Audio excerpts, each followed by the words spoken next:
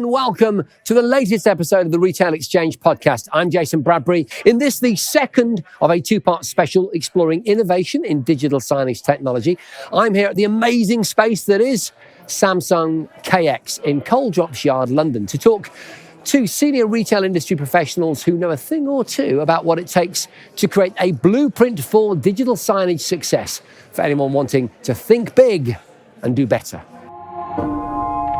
I'm delighted to be joined by a stellar panel of guests to explore the now, that's you guys, and the next in digital signage solutions, the trends, the technology, and the challenges for businesses as they seek to make informed, strategic decisions that will shape customer experience and engagement in 2022 and well beyond. With me, I have from Trust Systems Sales Director Andy Fox, good to see you, Andy, and Commercial Director Mike Dowson. From Samsung, Head of Business Development Steve Robertson, hello Steve, and Business Development Manager for Display at Samsung, John Bathgate. And on the end, it's Chris Dewar, Key Account Manager at Ergonomic Solutions.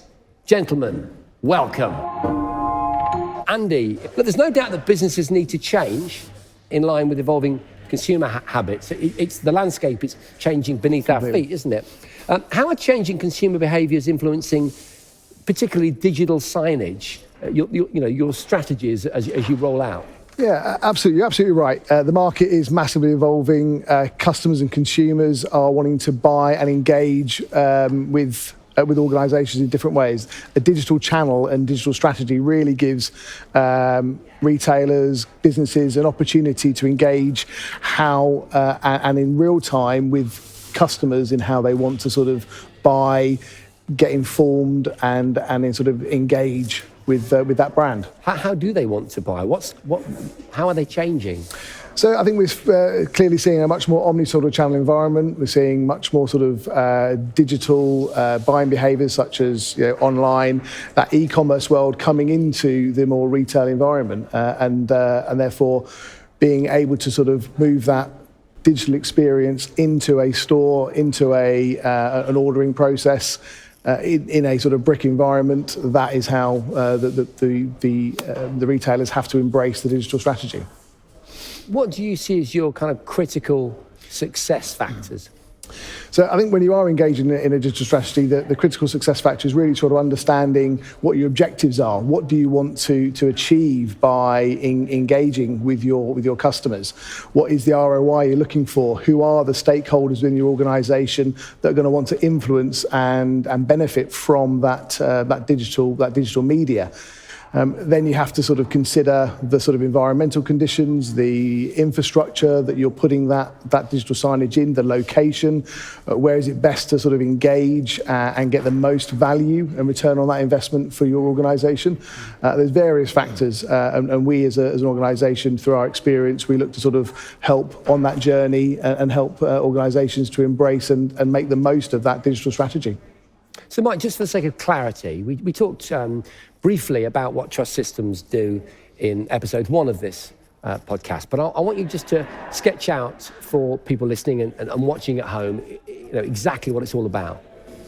Yeah, so I think our responsibility as a solution provider is not to dictate, it's to challenge and to listen. We've got a wealth of experience in our business. Some of that goes back longer than I'd care to mention in some cases, but for us, it's about reaching into an organisation and looking for their gaps, their challenges, and their opportunities, and then bringing it together with some core fundamental things, such as an enterprise bus, which is your network. And if you haven't got a secure, capable, and dynamic network that you can shift data with quality, with security, and with real-time experiences, then you're nowhere. And for us, that's a core skill that we bring to the party. When I look at opportunities in the retail store businesses today, they've been challenged massively, and in a good way, by the e-commerce experience that everybody has embraced right across the globe. So it's not just unique to your local high street, whether it's your village shop or your supermarket or your hyper stores. The whole of the retail channel in the high street, in the destination environments have been challenged. But what the digital screen business brings to the party. And what the tool sets that we've now got today bring to the party is that we can get rid of cardboard. That's a green initiative. We can get rid of old news. How many times have you walked into a store in the last few years and seen Easter eggs and it's now nearly Christmas? How many times have you seen Happy Valentine's Day and it's now the 3rd of March? It's the customer. You're confusing your customer. I agree. It's the customer version of the playlist. You know, when I worked in retail in the 80s, and I remember even now it's still ingrained in my mind, the playlist. It was the same playlist for like 5 years, and it's effectively been the same for consumers, hasn't it? The signage has been exactly the same, unchanging, sometimes for years. Well, I think one of the things that we really need to shake up is making it relative, making it personalised, making it real. Why promote something that you don't have enough stock in the store to promote? Why display a price that's not competitive? Why shout something from the rooftops that's not relevant because it's raining outside or it's 90 degrees on the high street? You've got to have that ability to be agile. And what the technology that Samsung and other partners that we bring together in this collaborative space give us is that ability to deliver something that's real, something that's substantial, and as Andy pointed out, has got ROI on it. I was going to say there is a return on investment for that. There has to be. You can't just do this for vanity. No. You know, businesses are businesses and they're being challenged. You know, the biggest challenges that businesses have got today is the cost of people. The second biggest challenge is the cost of real estate. So anything that you put into that environment for both the people, the store colleagues, and the customers to view and use has to have a very, very effective cost base. And one of the things that we've managed to do by getting a collaborative group of professionals with great products and great services and capability and knowledge is that we brought that together. And we're very proud to say we've been tested by some of the biggest retailers in the planet, and you know we've got something that is fit for purpose, and that's why it's going, and that's why it's rolling, and we want to do more of it. So I was chatting to you, Andy, earlier about that really cool contactless payment screen. We were, yeah. I was also looking at in fact, one of your digital signage devices is behind us there. I'm interested just to understand a little bit about how the content that we're talking about gets there. Who controls it? Because obviously your end client, you know, the retail experience, they're going to have a lot to say about what goes on that screen. Who controls the content? Well, the content ultimately comes from the customer, their branding, their messaging, the information that they want to sort of display out through that engagement channel. But ultimately, now with the use of the Samsung technology of Magic Info, we as Trust Systems can manage that content and the delivery of that content, that real-time dynamic content for our customers, enabling them to be really agile and be really responsive to give the right messaging across various different medias, whether that's the same messaging from a e-commerce site to a digital display, get a lot of that content and deliver it real time across those multiple sort of digital channels. So that's one of the massive value adds of the Samsung system on Magic Info system on chip solution, enabling it to be cloud managed and controlled to deliver the messaging to the right screen at the right time to look to engage that audience. And that's the big value that a managed service partner such as Trust Systems can really provide to a lot of our customers. And what are the customers doing, Mike? How are they innovating? So about 4 years ago, we sat down with the clients who wanted to take the challenge on, looked at the cost, or the cost that they assumed and presumed or had been presented by others. And we said, right, okay, the first thing we've got to do is understand what have you got as a data lake? What assets have you already got? How can we sweat those? How are they being created? So we set up a fantastic working group between their digital marketing agency, who obviously had a huge stake in this. They've been, you know, they wanted to be at the table. And what we were able to do, working with Samsung, is say, right, these are the capabilities of the technology. This is how far you can stretch your digital content. Yes, you can go to animation. Yes, you can go to moving visuals. And what we did is we tested that, and we worked really hard to really stretch the limits of the technology. Don't just give me a small JPEG with a standard image that you think is going to be acceptable. Really go for it, because the one thing that the clients and the customers want to see is that collaboration of what they see in the digital channel, that going back to that e-commerce experience, it has to be as good, if not better, in the real world. So when they walk in that store, it's got to resonate. It's got to be, wow, that's what I saw when I was browsing last night. Oh yeah, that's what I saw on the TV advert. And there it is shining in front of me. Oh, and the message is relevant. Oh, and actually, it's changed. It's new. Wow, there's something else out today. And that's where we're working with the digital marketing specialists to accelerate that data in real time to the consumers. This is a bit off topic, but I'm interested. As a dad, you must. I'm a dad. You must have noticed, as I have, that the way that the generation coming up behind us experience content, digital content, is so much more energetic than it was, when you and I first started interacting with, digital signage or information in store and so on and so forth. How is your system rising to that challenge? What I mean specifically is the amount of content, the speed of the content.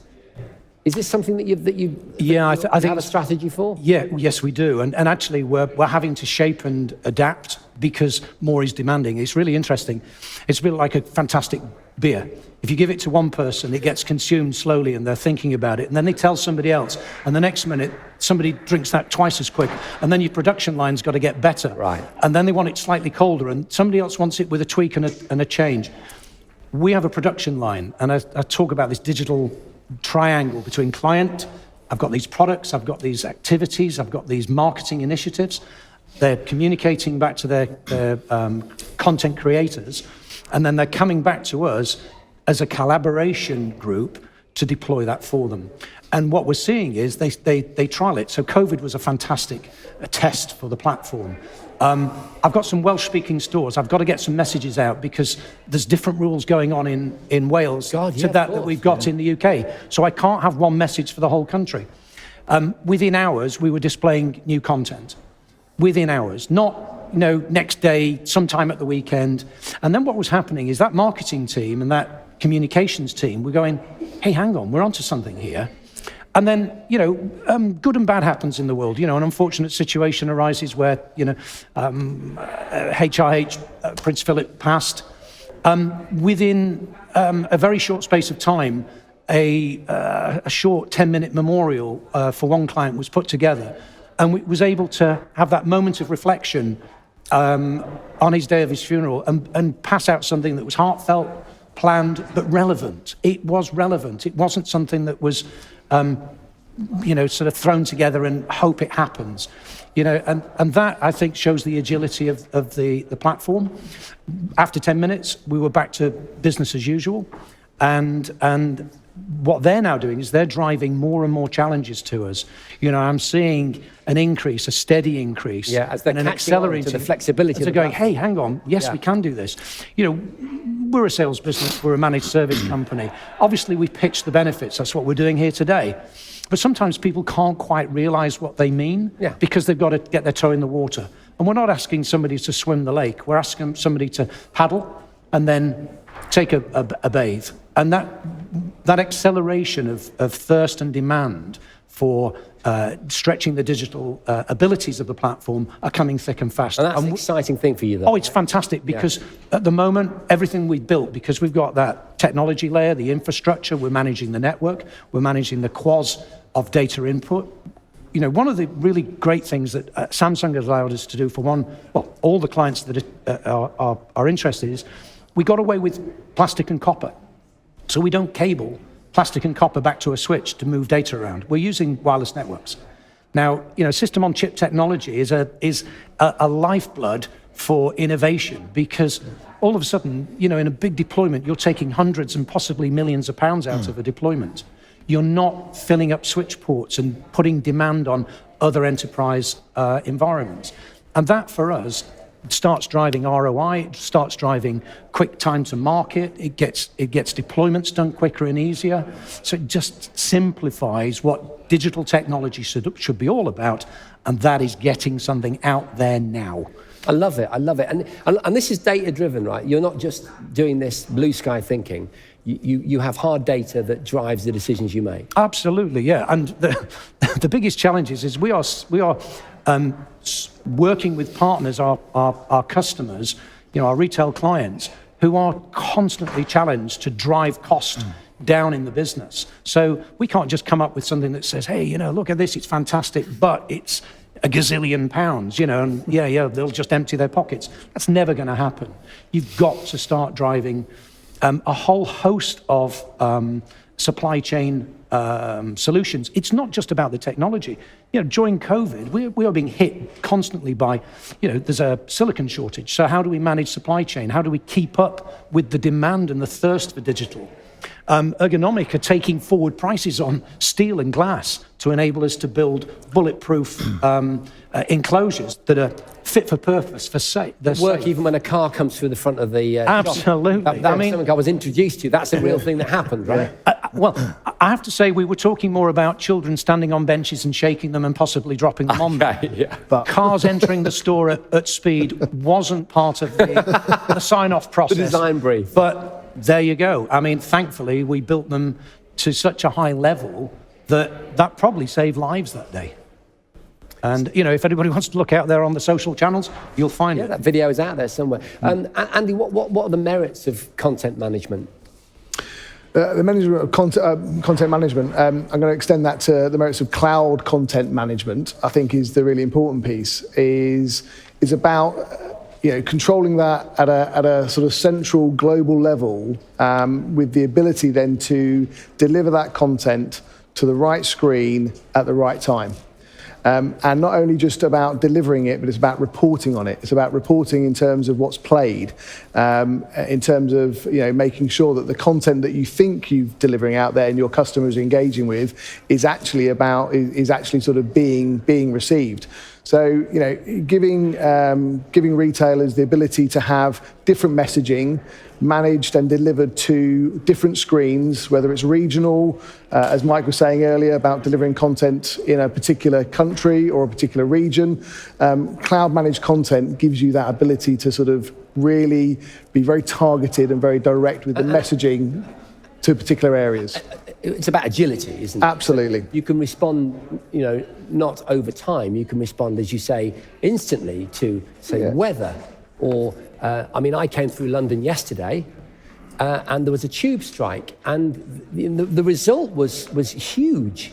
The streets were full of people, and of course it was also in the middle of a storm, so it was really rainy. It was chaos to get anywhere. I had this electric skateboard, which is probably not the safest way of getting across London in the wet. But the sorts of information that people need in a store at 4 o'clock when they're thinking of maybe going home, when suddenly their travel arrangements have been altered, you could potentially supply that information. Absolutely, but what about actually keeping it real and down to everyday experiences in a shop where actually you've got a bunch of product that you want to get out there in a to sell, so whether it's marked down or whether you've got hot cross buns or Easter eggs or whatever it might be, actually it's about being agile enough to get that product out to your market to make sure people are aware of it, that it's in store, that it's ready to purchase.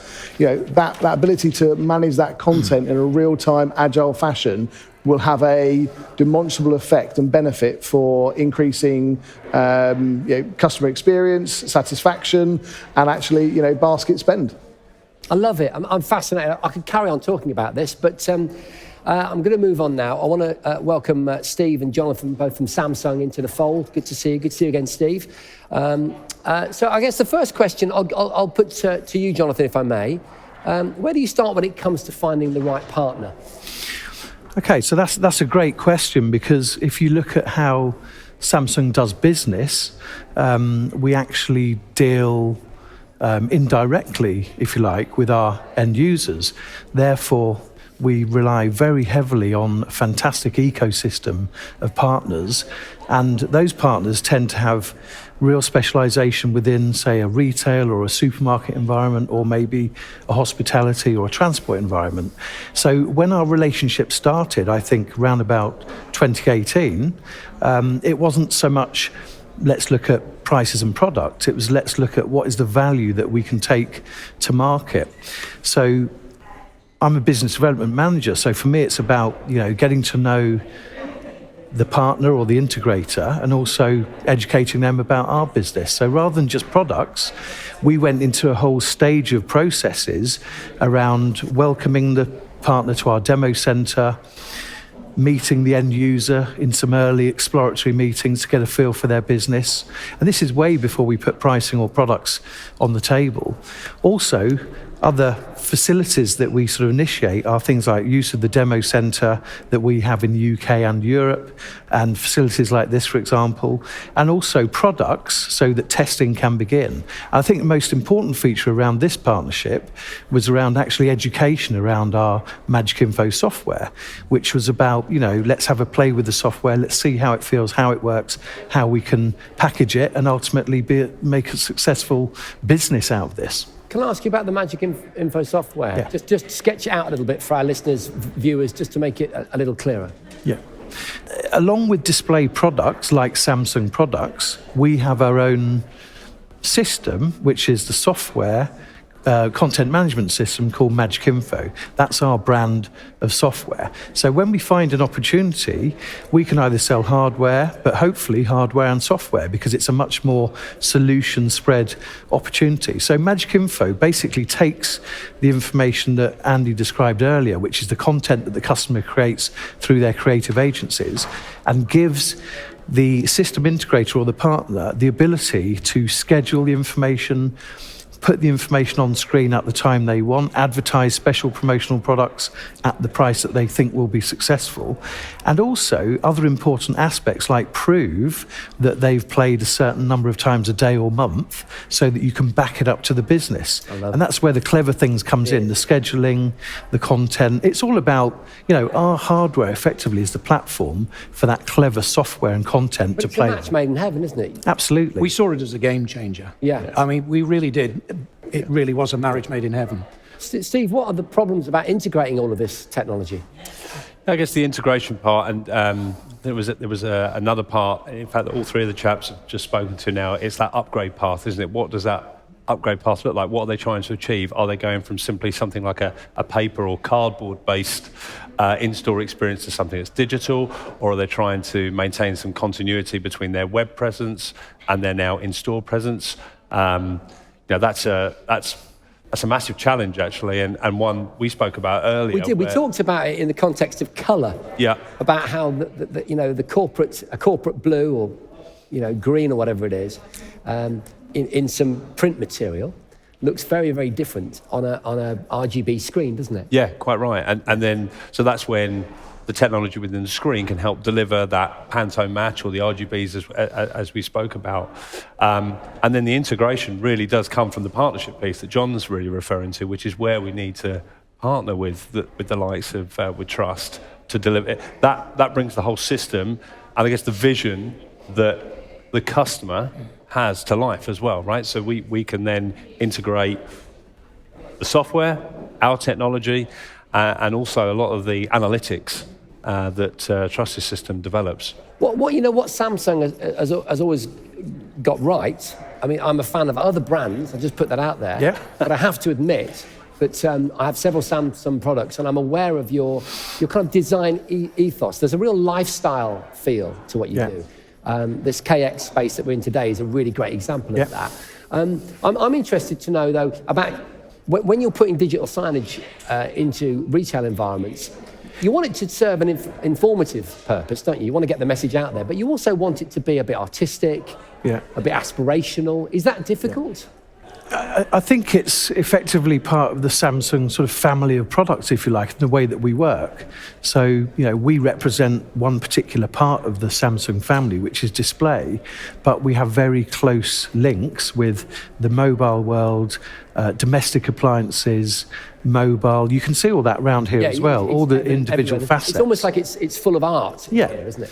And I think what that gives us as well is, we talked about the end-to-end solution, it gives us the ability to work with other parts of the organisation. For example, we have a finance division where we can talk about these large projects and dilute that down into Samsung Capital Solutions, which are backed up by the global organisation. Also, one of the benefits of having the range of products is that we have a very fine-tuned support organisation in the UK, Europe and globally, where the 3-year warranty, the 5-year warranty, next business day swap out adds to the benefit of effectively, taking our product to market and provisioning on Samsung, you have an environment where you can actually have a swap out the next day. So if something fails, we swap it out the next day. That's part of the warranty. So I think the benefits we get from that end-to-end solution make us, deliver those USPs to our partners like Trust and to their major projects. Can I talk about COVID?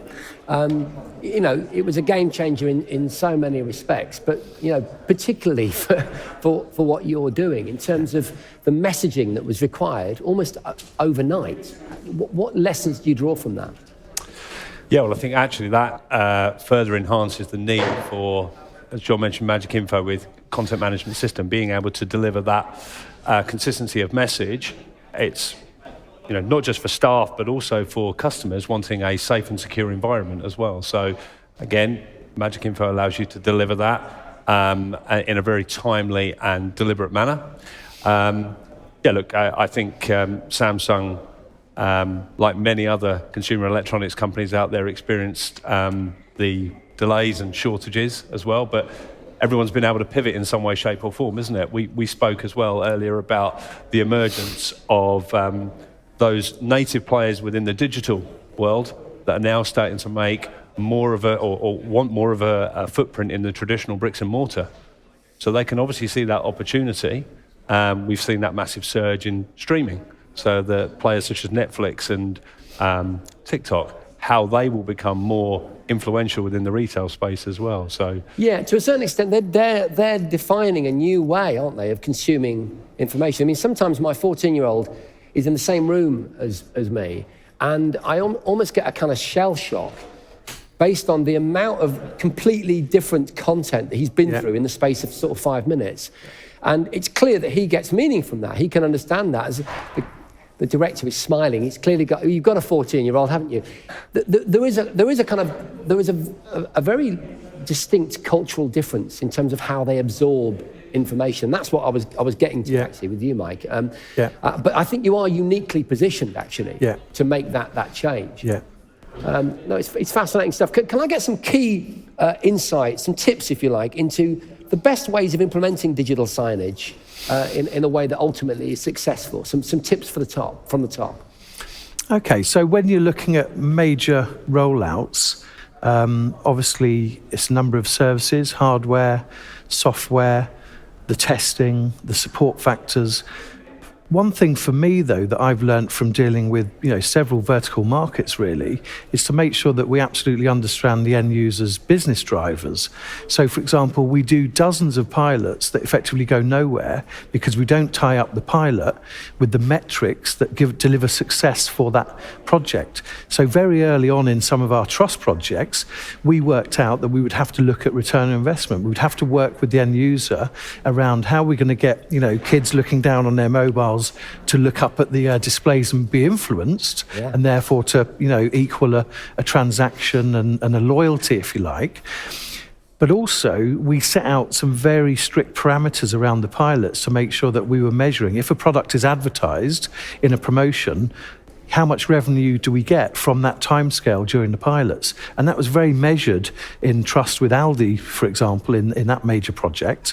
And from other areas that I work in, I've also worked on return on investment being made on the increase in percentage, for example, that a digital drive-through has over a poster drive-through, or the fact that effectively 1 in 4 transactions are affected by a digital vision rather than a poster. So we know that people engage, and therefore if you understand that and you correlate that return of investment into the project, you're likely to be successful. If you're not connecting your pilots to return on investment, then many projects simply don't fly.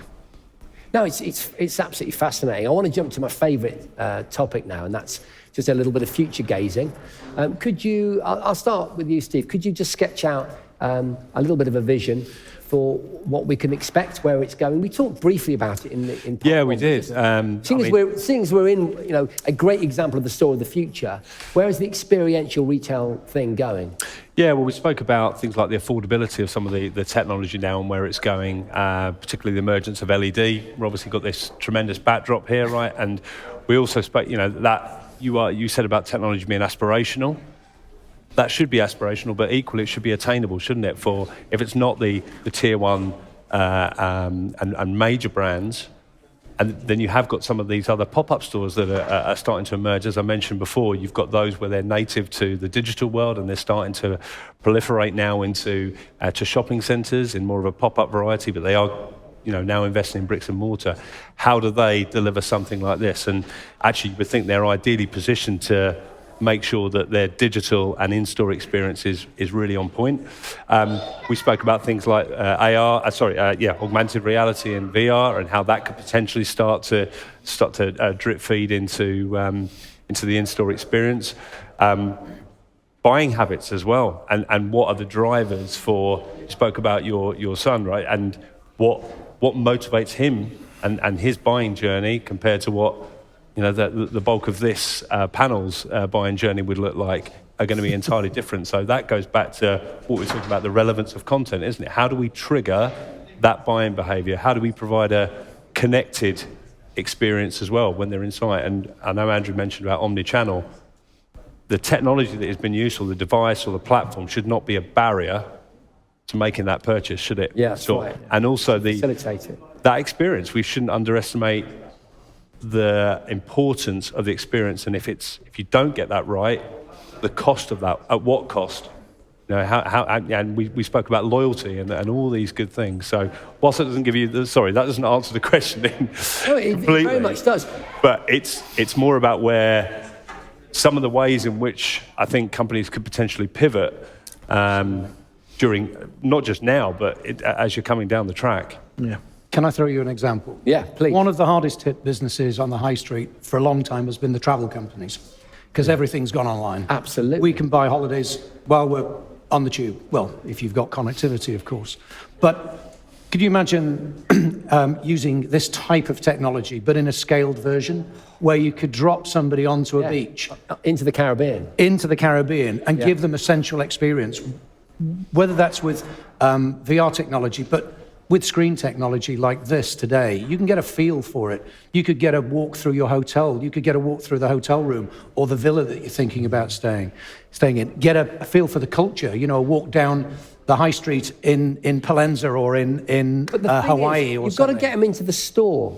And the reason is coming from retail in the 80s, back in the day, I was passionate about, I worked at Next, and I was passionate about that job. It kept me in bread and cheese for 2 years as a student, but I was also really bothered about doing well and learning the black art of sales. You wouldn't think so, would you? Gift of the gab and all that. And what seems evident to me is that certainly in terms of the travel example, those travel agents have often been to the location that you're talking about. They really know what they're talking about, and I want to know from a human being, what's it like? What's it like for the kids? Is it safe? And all those sorts of things. But the issue is that you get drawn in to the kind of Googleization of buying a holiday, and you miss that human interaction. But if your high street store has got this unique technology, if there's a buzz about it, if it's an experience, then you're going to go. Then you're going to get the benefit of that. And when somebody's going shopping for a holiday now, the first thing they do is they jump on Google Maps and they drop themselves into the middle of the swimming pool and they're having a look around. Well, you need to do that in the high street. Yeah. But you can do it in a much more sensory way. Yeah. You can do it on, landscape version, not on a small tablet. You can do it in style. And that's going to draw people back into that gregarious and that sharing of information and back into the old buying habits, but aided and abetted with digital technology. I love it. I think actually just to extend on that, I think digital signage there is to enhance the customer experience. When we were talking earlier about the self-checkout example of digitization, in a store or hospitality environment, what you're enabling that operational part of the business to do is actually release staff from behind a till. It is. And actually put it's staff... not anti-staff. You're refocusing the resources, aren't you? Absolutely. Move them from behind the till to actually a front of house customer service experience. Greeting customers, actually making sure the shelves are stocked, making sure that customer's got the right product in the right size, assisting the sale, and therefore actually the checkout is just a transactional digital transaction rather than a customer engagement of when you've already decided to purchase something. Moving that operational cost to front of house will absolutely enhance the customer experience, and that's aided by digital signage. That's fantastic stuff. Thank you, gentlemen. I'm going to move to the chap on the end. Chris, good to have you with us. You must have been thinking, when's it my turn? Now. Okay. Here we go. Talk to me. I was going to say I'm going to give you 2 words, but I think it might be one. Space pole.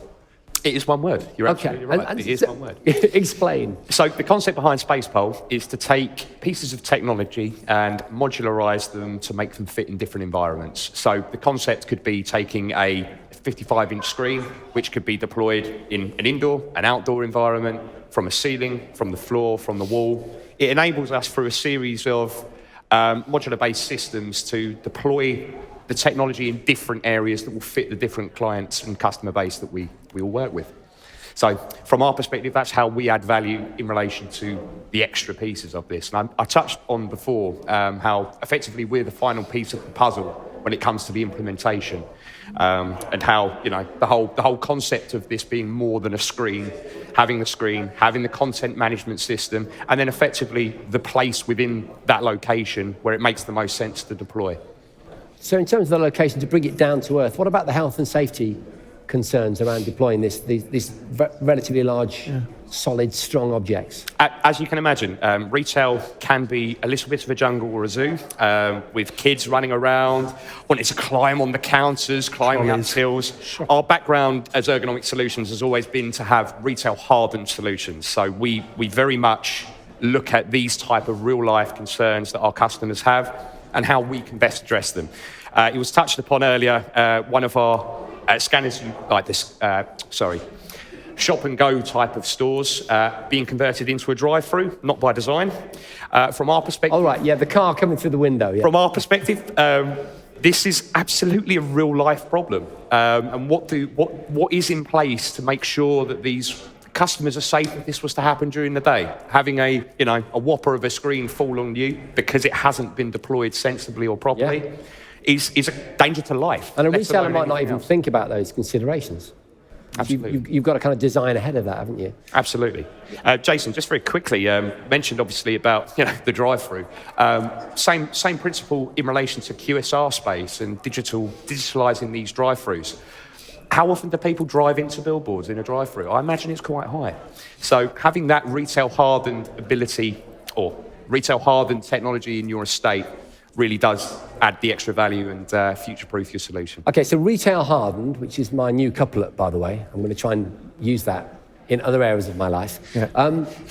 But the issue you've got there is it's still got to be aesthetic, hasn't it? It's still got to work within the form of, and very precise branding of a retail environment. What challenges do you have there? What examples do you have where you've done a particularly good job of integrating these retail-hardened structures I don't know. seamlessly? No idea. I mean, from the perspective of, I'll touch very quickly on the brand. As we move, and you asked this earlier around what does the store of the future look like? Today, we still have belted checkouts in stores, particularly in Tier 1 supermarkets. We're seeing more and more of those belted checkouts be removed from the supermarkets and be replaced by self-service devices. Going forward, those self-service devices will be removed from the equation, and it will all be done on your phone. And we're seeing major players in the retail space start to deploy. Well, they're all nodding to that. That's really interesting to me. I do love this idea of a kind of image recognition camera system, being aware that I've picked up a particular device or my phone scanning the device. What's the time frame for that? Sorry to stop you in mid-flow. We'll come back to it. But what are we talking? When are we going to see that implemented in a way that most people will have had 1 or 2 shops within their local area? So at the moment, today, it's here now. Yeah, it's here now, absolutely. And we're seeing, certainly in the UK, I believe at least 6 of the major supermarket chains are now certainly piloting or already deploying this type of technology. Predominantly at this moment in time, it is around, we touched on this point earlier, the convenience of being in a city centre. So it's the people in a rush who are out on their lunch break, who need that sandwich quickly to get back to the office. It's that type of environment which we're seeing evolve first. And with the removal of things like point of sale checkouts, belted checkouts, all the floor space that is freed up to these retailers to enable them to push more products out into the market. And also, they're going to need more ways to interact with their customers now that there isn't necessarily that physical people-to-people interaction in the store. So this is where digital really adds credence to the retail shopping experience. Yeah. It's absolutely extraordinary. I'm so inspired by this. I think possibly to add to that, although these technologies are here and they're usable, there's a balancing factor around personal data that needs to be taken into account. So does a supermarket, for example, want to have that information about its customers banding around? Yes, it might help sell to a certain age group or a certain product, but there are a lot of sensitivities around that type of facial recognition, age recognition, who's going for what product and how that information is used. So we work very closely with our partners to work out whether these are real implementable solutions, if you like, or whether we need to sort of get the basics right and then add other layers of solution onto the basic platform. So you've got to take into account the sensitivity, I think, around personal data there. I was going to say that I'm inspired, but I'm also aware of the concerns that consumers have. Yeah, I think our job as managed service providers in this space is to collaborate with people who can desensitize that data. So make it agnostic, make it anonymous. Everything that we're doing in that space is all about that data propagation and that data creation has to be managed in a very solid fashion. Obviously, everybody's aware these days of those lovely GDPR rules and regulations that have been brought about for very, very good reason. And I think once you go into the sight and sound elements of GDPR, where it's not just a few words on a database about who I am, how old I am, what generation I belong to. Once you're looking at facial and sound data, that again has to have this layer of security, it has to have the layer of trust. And I know that sounds a little bit of a play on words for us, but that's what we're about. It's about taking that very sensitive, very private data and putting it into environments that you can't abuse it, that you can't access it, either at all or unnecessarily. About 6 years ago, we put together a solution of that ilk that now has millions of public records in it. Only once in that time have we ever been asked to access that data. And I didn't, as the owner of the business, I didn't even have access to it. And we had to go through so many protocols to detune the data to get back to something that was actually usable. And that was actually for a security question that came from the government. They wanted to know about who was where at a particular time for it was a terrorist threat. But that wasn't just something, oh yes, I'll spin up a disk and I'll show you the face. That was an incredibly complex way of unraveling anomalized data to get back to the core. So that's the sort of things that we have to be able to demonstrate and to show and to prove that we are not going to exploit people's data unnecessarily. I guess it's what happens with that data as well. Once it has now been sort of put into a meaningful way, I think we're all more accepting. I think it's just a given that in some way, shape or form, our data is being used in whatever way it might be. But does it drive different behaviours from our retailers, for example, how they engage with us as individual customers, with different demographics and everything else? So, and again, I think that leans into the system, obviously, that you've developed, right, where you can be that much more targeted and pinpoint. Well, I mean, there's a demand from customers. I actually want to walk in the store and be recognised. Yeah. If I'm going to go and buy some wine, I want the owner of that shop to know I'm in the store, and I want him to be promoting the hell out of me. I want him to be welcoming me. I want him to say, look, you bought this last time, Mike, and if you buy an extra bottle, I'll do this for you. I want to be promoted to. I want to be sold to. Now, I don't want that information sharing with everybody outside of that environment, but I want to go in and I want to be treated in a particular way. And store colleagues don't have necessarily all the time in the world to share with everybody at every pinpoint time of their shopping experience. And digital is the only way in which you're going to get an immersive and positive and actually something that you can execute on. So, have I got it in stock? Yes. Right. Promote. Who's in? Is it the right demographic? Does he? Don't promote, a Malbec to me if I'm a Pinot Noir buyer. It's that sort of thing. It's relevance, because otherwise I'll go, why are you promoting me something I've never drunk? We've been through that, haven't we? Yeah. We've been through that. We've been through the playlist suggestions that just aren't relevant. No, correct. And it gets you turn off to it. Yeah. Great stuff. Well, thank you very much, gentlemen.